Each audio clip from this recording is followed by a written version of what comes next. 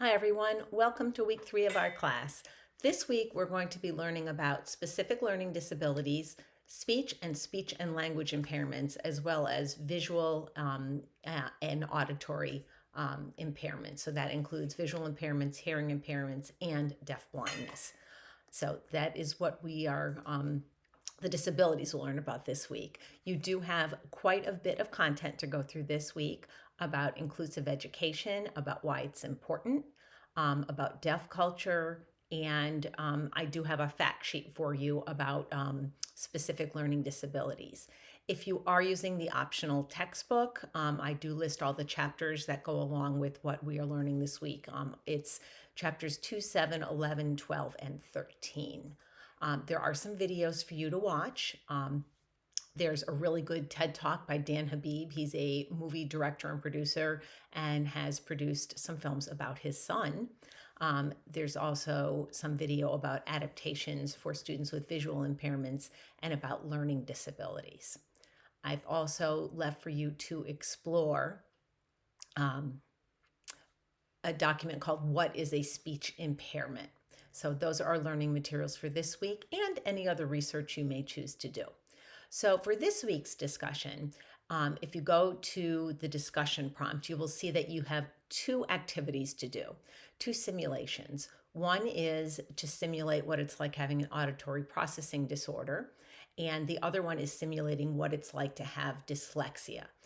Just to put sort of a thumbtack in it, you will be in week 5 asked to go back and think about your experiences doing these 2 simulations. You're going to have a third simulation to do and an assignment that's going to include all 3 simulations in week 5.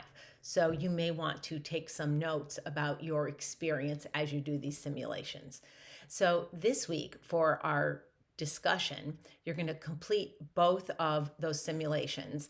And then you're really going to talk about what it was like to try on a specific learning disability and an auditory processing disorder, and how you think having these types of disabilities could impact a child's social and emotional development.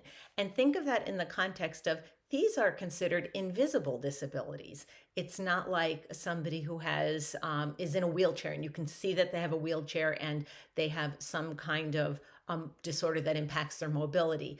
This is something that you just can't see, but is a real disability and has real impact nonetheless. I also want you to talk about what kind of accommodations or modifications you would suggest for a student to access their learning that had either of the disabilities that you got to try on. And then make sure that you refer to the learning materials from the week and any additional research that you might do. And remember, the way that I can see you've done this is, especially in your initial response to the prompt, is that you have references, and then make sure you have at least one in-text citation for each of those references. So I know exactly what information you took from all the specific materials or your research. The assignment this week, you do have a choice. So this week, you can either prepare a presentation, make sure it's brief, about 5 to 8 minutes. Your audience is families and general ed teachers, and it's going to be about the importance of having an inclusive classroom. And I did give you some prompts to help you with this. You're going to look at how you would propose including a child with a significant physical disability. Think about the difference between a child that is just there in the classroom and a child who is meaningfully included. And what does meaningful inclusion mean to you? And the difference between just being there, so that's accessing a general education class, to being meaningfully included. And then I really want you to think about the continuum of adult supports, and think of that in the context where it should not be the first thing you think of when you're thinking of how to support a child is to give them an additional adult. And I do think that that can sort of be a knee-jerk reaction. What we know about having too much support for children is, I'll give you an example, is when a child has a one-to-one paraprofessional, and I know some of you are in those kinds of positions, there is a tendency for children to speak to the other adult instead of speaking to that child. there is a possibility of that child losing some independence and becoming dependent on a specific adult to sort of navigate their world. And one of the things that we have to strive for is making sure that we scaffold children's learning so they can be as independent as possible as they continue with their development and with their growth. So, really think about that additional adult support and that continuum of perhaps there's another adult in the classroom that sometimes will support children, all the way to somebody has a one-to-one with them every minute of the day. So think about sort of that gradation of what can happen in between that, and think about the consequences of over supporting a child.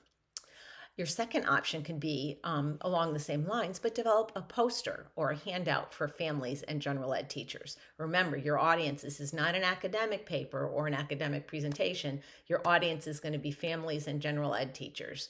And it's going to be about the importance of an inclusive classroom. And you're going to use the same prompts that are in option one, and also make sure that you have references and citations in either option. You can, if you're doing a poster, do it on a separate piece of paper, have your references on a separate piece of paper, but still have your in-text citations. So I hope that was clear. If you have any questions, feel free to reach out to me, and I will be happy to discuss any of your questions with you. Remember to make some really explicit connections to your learning materials and to any other research that you do. And I look forward to hearing from all of you in our discussion this week. Take care.